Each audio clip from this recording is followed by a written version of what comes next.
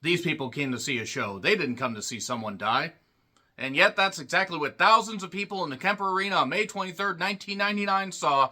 They saw someone die on your watch, Vince McMahon. But the show must go on, no matter what. Somebody's blowing the goddamn ring, man. Doesn't fucking matter. Let the pay-per-view go on. Wrestlers looking on in horror, barely able to hold it together during pre-tape promos. It doesn't matter. Let's make sure that the show goes on. You could have taken a bath on the goddamn pay-per-view money. You could have taken a bath on the ticket money. You could have held it just a few days later, mourn the loss of Owen Hart, who bled, sweat, and paid the ultimate fucking price for your goddamn business, Vince. But oh no, the pay-per-view must go on. And then, first of all, I resent your tone. You had the fucking nerve, Vince McMahon, to be so goddamn callous about Owen Hart's death just because you don't want to admit that you didn't even have one shred of dignity, humanity left in your fucking goddamn body. You could have just done a little bit of soul searching, assuming that you even had a soul in 1999.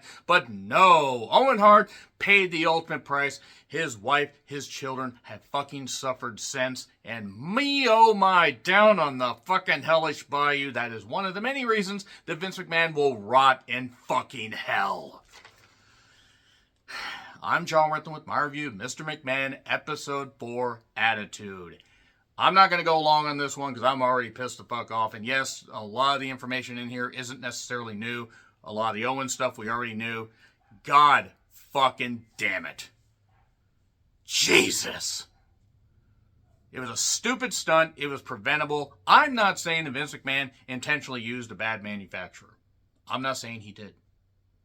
Maybe he just wanted to go on the cheap and didn't realize it was... I don't know. We're never really going to know. But the fact that Martha Hart had to suffer through that, her children had to suffer through that, and Owen Hart should be growing old with his goddamn children, should see grandchildren, should be able to enjoy his golden years. And no, he can't fucking enjoy that. Thanks, Vince. You really are going to burn in hell for this. So we see clips of Dr. Jerry Graham and his insanity and the fact that Vince loved him. He was lighting cigars with $100 bills. They might as well have been $1,000 bills back in 1959, 1960. Yeah, he loved the fact that Jerry Graham was flamboyant, and that's what he put into his Mr. McMahon character. So, they did remind us, by the way, in January 2024, Vince resigned because of numerous things, numerous very, very bad things that he did. Screwjob aftermath, Brett screwed Brett. Vince didn't think he'd be seen as a bad guy. I said at the end of episode 3 about the screwjob. I'm skipping over a lot of this stuff because I've talked about it before. And, you know, we hear brief audio of Jim Cornette on commentary. Off the record clips. Michael Landsberg, I believe is his name. WCW is beating the shit out of him in the ratings. Brett coming in, that was basically the foot on their goddamn face. Put him on goddamn Nitro the next night and just say, Brett, cut a promo. 10 million people would have tuned in. You gotta change or else you'll go. And Undertaker talked about changing. Everybody talked about changing changes. And then we got some changes that the advertisers didn't like. But Bonnie Hammer, who was the VP of Original USA Programming from 89 to 98, she worked with Vince. It was all about something new. All about the now. Attitude Era was born. Look, for better or worse, it got a lot of attention. There's shit I can still watch back and enjoy, a lot of memories, but there is stuff that even at the time I'm wondering how the hell I fucking, love that. The Val Venus choppy your pee-pee thing, which, to be honest, given what Val Venus turned out to be, maybe that really should have happened, because then he wouldn't be the piece of shit that he is now. So, Austin's got attitude. Austin was the main key, figure of this whole thing. So, they didn't go over ECW nearly as much as I thought, which is a good thing. Not Vince financing ECW to get it in the eventual bankruptcy proceedings. Austin was the guy. Austin went to ECW. Heyman said ECW was a necessary disruption of the pro wrestling / sports entertainment industry. Yeah, he disrupted the lives of a lot of people and financially ruined them because he wasn't a smart businessman. But he made out just totally fine because he's fine and most of them are fucking dead. Good job, Heyman. He's another one that has really tried to run away from his goddamn past. And yes, a lot of the wrestlers made the goddamn decision to do that because they were convinced by the mad scientist Jim Jones fucker, that was Paul Heyman. Without the Kool-Aid, at least without the Kool-Aid that would have poisoned people. But, nevertheless, that's just something that really should have been brought up in the Hall of Fame induction, but it wasn't going to be. Heyman will never admit that he ruined the lives of so many people.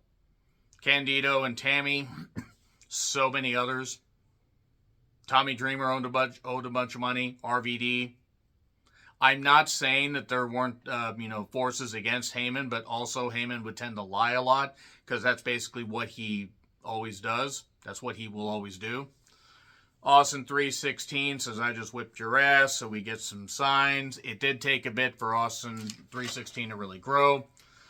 They skipped over Brett and Austin at Mania 13, which pretty much basically turned Austin from being, yes, somebody that was getting some cheers, but not that many, to the ultimate good guy, the ultimate anti-hero. And then Eric talked about, they're bringing in Mike Tyson. Well, that's not good. Then we got the 2013 interview footage of Stephanie, which I didn't even know actually existed.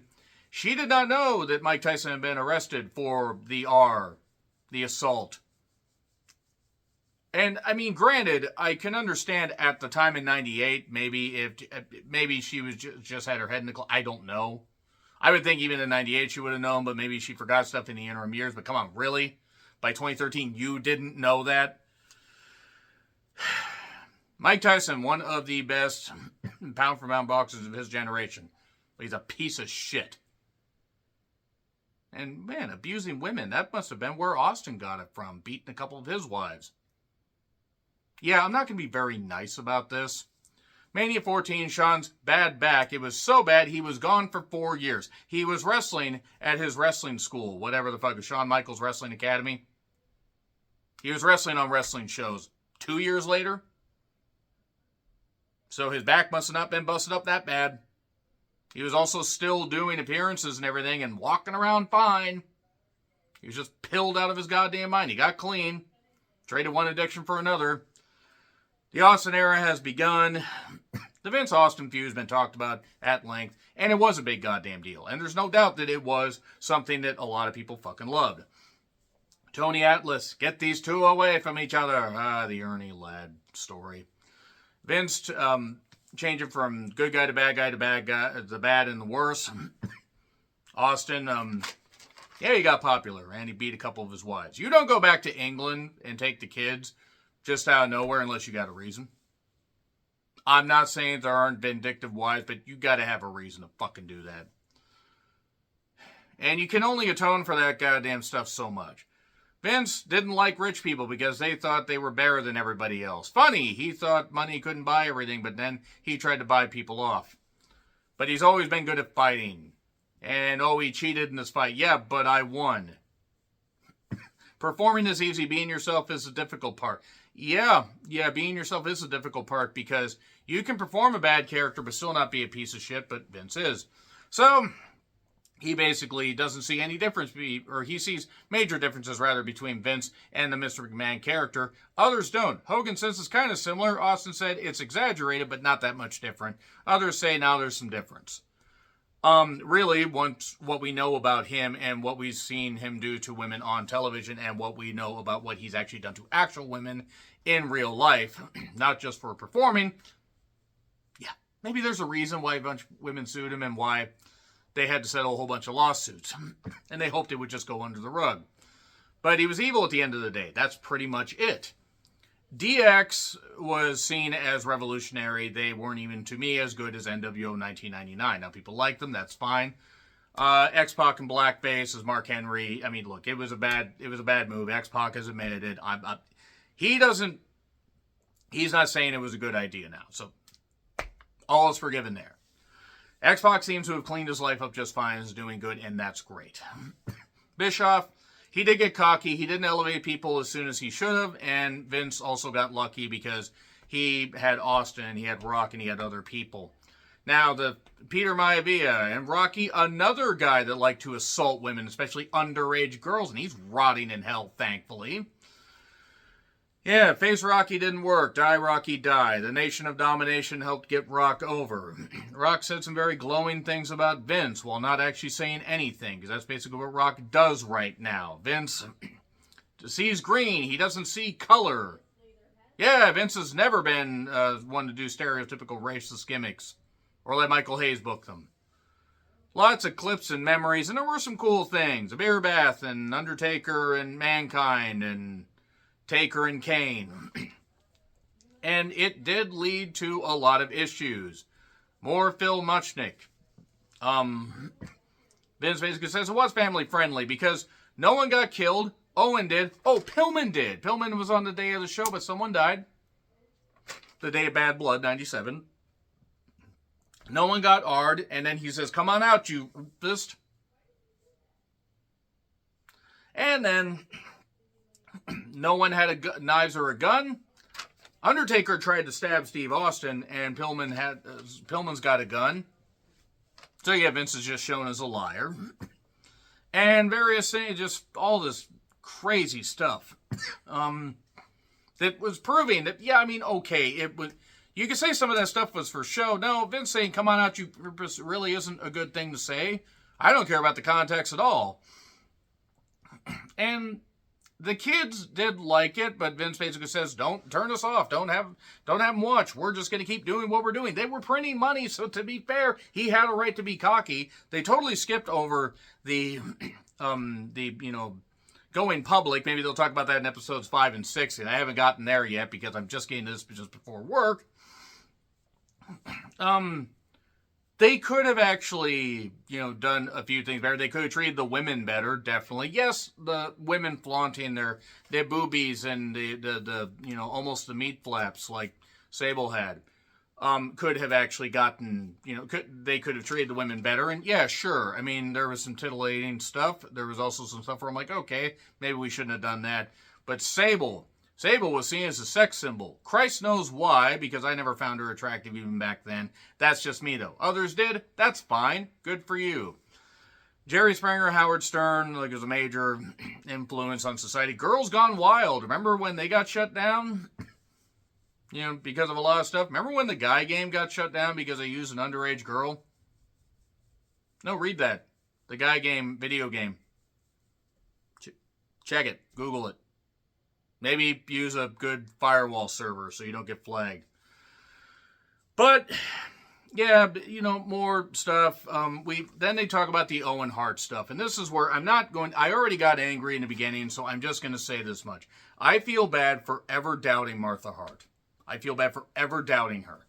No wonder she doesn't want Owen in the WWE Hall of Fame. She has every right to feel that way.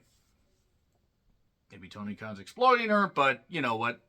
Let's be perfectly honest. She has a right to use her husband's name and the fact that she's an extension of the Hart family to honor him by having the Owen Hart Foundation, and that's good. But I feel bad for JR. Kevin Dunn, that Bucky Beavertooth motherfucker, is going to rot in hell. I hope to God that he freaking rots from the inside out. And I hope it happens soon, but I hope it's slow. Just so he can know that no amount of money will ever save him, and no amount of exploiting women, and the fact that he thought that some women wouldn't be found attractive, as if anybody would even want to sleep with that guy if he paid them $1 million. He's going to die alone, hopefully. So, I felt so bad for Brett. He sensed something was bad when he was on the plane. Feel so bad for Brett. He made amends with Vince because they found out it was an accident and that Vince didn't intentionally do it. Neglect led to it, if anything else. But Vince still let the show go on. They cut out the "first of all, I resent your tone" thing that was in the Dark Side of the Ring episode. These people came to see a story. They didn't come to see someone die. And Vince is going to rot in hell for this. And then we're going to go onwards to the later years. The end of the Attitude Era and stuff like that. Yeah, this episode really bothered me because Owen should be enjoying his golden years. Owen should still be alive. And the fact that he isn't because of neglect, and the fact that the show went on. Revolting. The show should have started. He even said, oh, if I died, whatever, continue the show. At the end of the day, wrestlers put their bodies on the line and put their lives and souls and everything on the line. But that is where you stop the show. Everybody has their limit, and that was my limit. I can't watch that show. I thought of retro-viewing it. I can't. I can't do it. You look at Undertaker's face. Owen's blood is right there on the mat, and he's looking in horror. And I have to end this, or otherwise I'm going to say shit that's going to get me banned. Onwards to episode 5 and 6. I hope you guys have been enjoying the reviews. Have you been enjoying the series? Did this piss you off as much as it did me? Let me know in the comments. Like, share, subscribe, Twitter handle in the description. I'm John Ritlin. I'll see you soon.